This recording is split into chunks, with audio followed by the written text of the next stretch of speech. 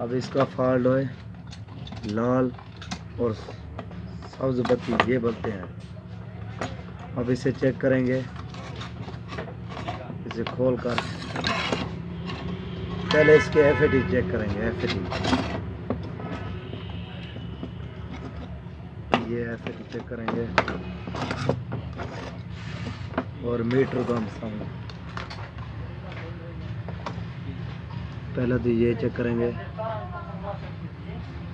क्या ये पहले चेक करेंगे और ये भी चेक करेंगे। इसकी सब सेट बोल रही है और ये ख़राब है। और आगे चेक करते हैं इसके।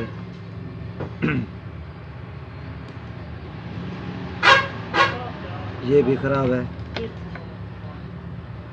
ये निशान दे दिया मैंने जो ख़राब है।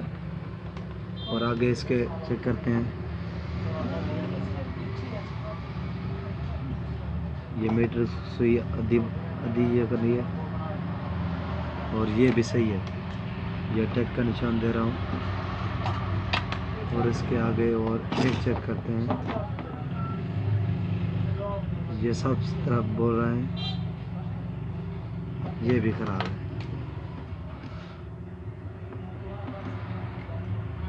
ये 3 एफएटियाँ ख़राब हैं। इस 3 एफएटियों को इसे काट कर बारो, इसे फिर नया डालेंगे।